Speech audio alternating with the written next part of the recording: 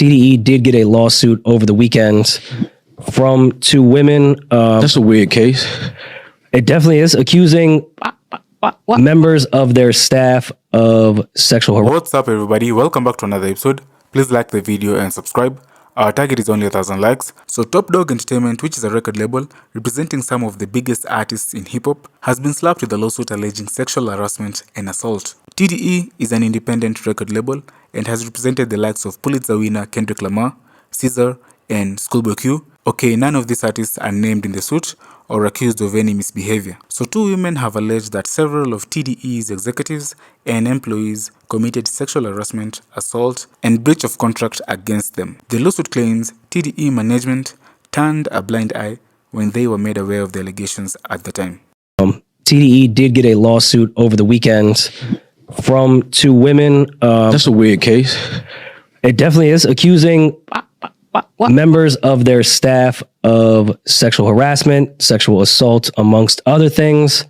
This is still very much in its early phases, where I don't know if we have much to really debate at this point about what this is. TDE's lawyer came out and said it's just a shakedown. It has no grounds for anything.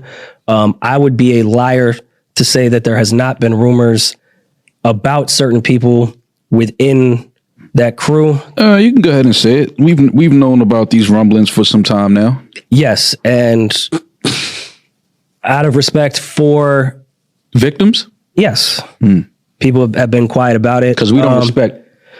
No, it just why I was scared to even cover this was kind of back to we're having a conversation about the stan culture and the weird crews, because the internet I saw over the weekend, we're not the people to do it. Our credibility on both sides Top Dog is killed. Has been doing weird shit, which I hate. The TDE Twitter community is now saying this is all just baseless shit because of Drake and the battle. And then the Drake side saying, look, they have a weird case too. Like, you guys are taking real serious fucking issues and making it about a rap battle.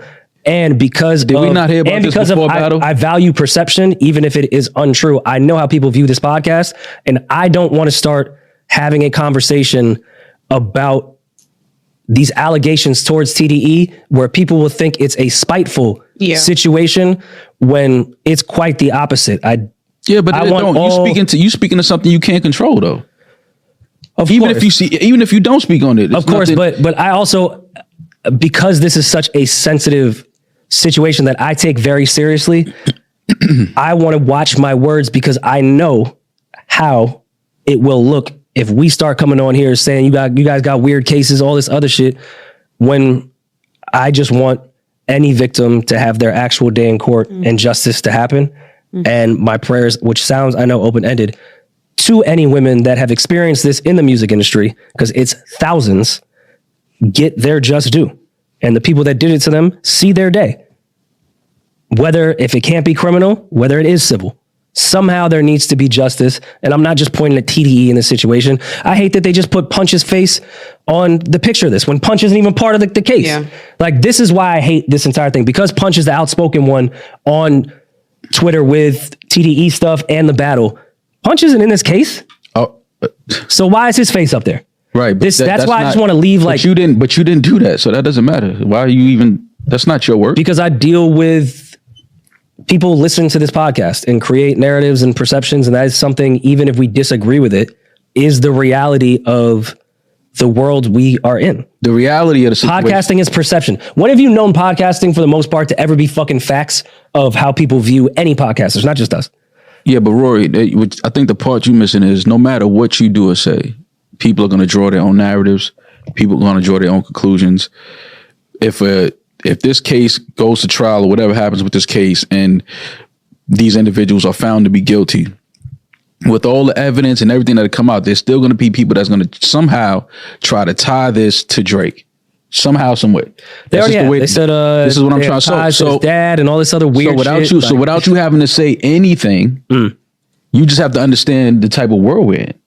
Like, this has you can sit here and say there's a case. Somebody they have filed a case, a lawsuit, right?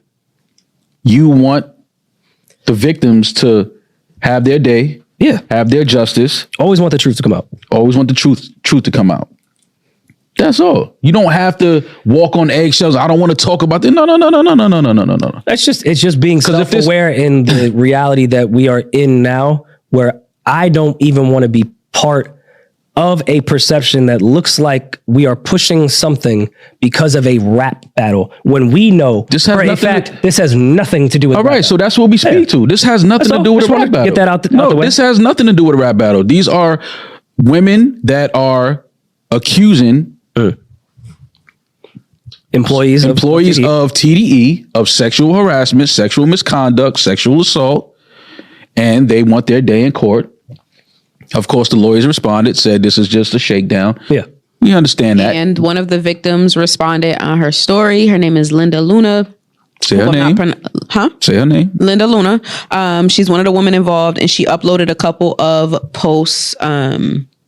The news has gotten a hold of them now, where she basically was showing screenshots of pictures of her working with the sons of Top Dog, who she's accusing of the sexual assault. When they said they were never employees of TDE. If you're a 1099 contractor, they'll pull that out as though you were never employees of TDE, or if you never got a check, you were never an employee of TDE. But I worked for TDE just because you didn't pay me, or whatever they have going on with that. Doesn't matter. She showed screenshots of her working with other TDE employees that weren't involved in the suit. Linda was actually in charge of Reason's rollout. She put it up.